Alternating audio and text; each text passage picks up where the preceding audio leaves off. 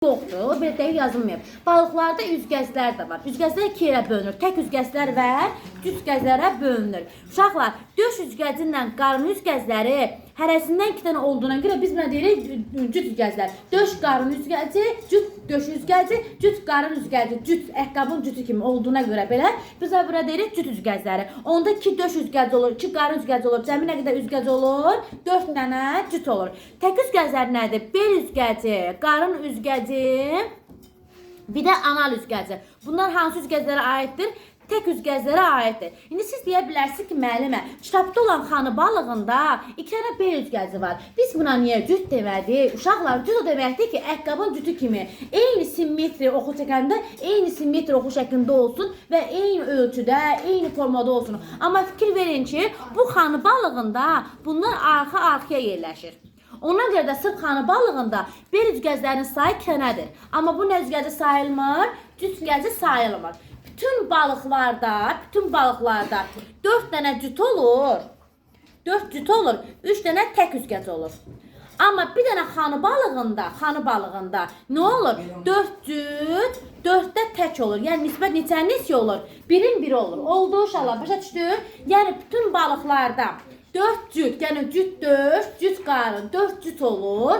3 dənə tək olur. Çünki bir bel olur, bir quyruq olur, bir anal üzgəci olur. Amma bir dənə xanı balığında bel üzgəzlərin sayı 2 dənədir. Amma yenə nə deyil? Cüt üzgəzlərə aid deyildir. Oldu uşaqlar, belə. Sonra gəldik amfibilərə. Biz dedik ki, amfibilərin bədəni nə cür idi? Ləm idi, amma çılpaq idi. Uşaqlar, amfibilərin bədəni başdan, gövdədən, ön ətrafdan və arxa tərəfdən ibarətdir. Bunun ön ətrafında 4 barmaq var. Amma neçə barmaq olur cəmi?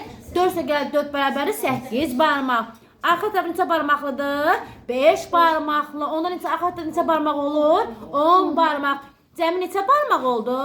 Cəmi 18 barmaq oldu. Amma qurbağalarda uşaqlar, əsasən su qurbağalarında arxa ətraflarda barmaqların arasında nə yerləşir?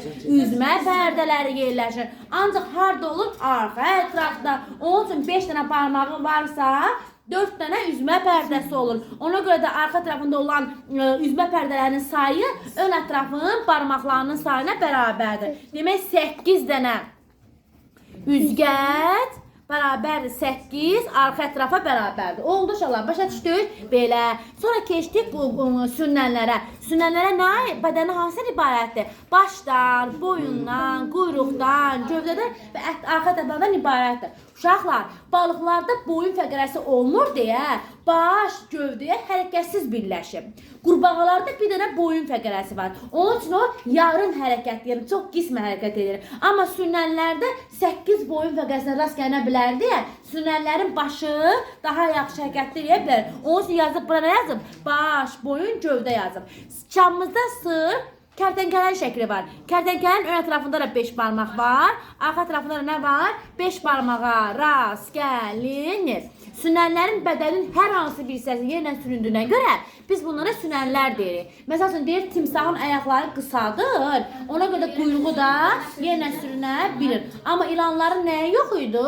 Ətrafları yox idi. Onun üçün bədəni əzəllərin yığılması hesabına, yığıb açılması nə edirdi? Hərəkət, sürünən, bari hərəkət edirdi.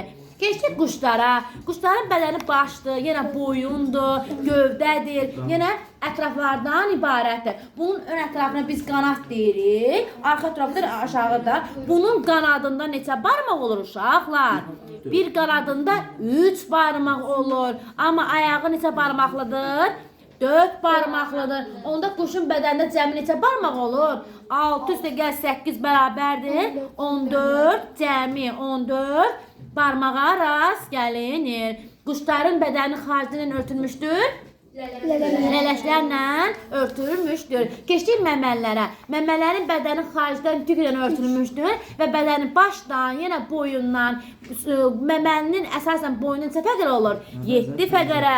Amma sünnənlərdə əsasən 8 fəqərəyə rast gəlinir. Bu itin ön ətrafında 5 barmaq var, arxa ətrafında da 5 barmaq var. Mən desəm ki, bütün məməlilər torpaqda gəzir, bu cümləsi səhv olacaqdır. Məsəl üçün balinalardır, delfinlər də suda üzürlər. Məsəl üçün köstəbək torpağın altında qazırlar deyə ətrafları qazıcı ətrafa uyğunlaşmışdır. Oldu uşaqlar. Belə. Amma suda üzənlərin bədəni nəyə çevrilmişdir? Balinaların bədəni nəyə çevrilmişdir? Kürəyə. Nəyə? Kürəyə çevrilmişdir.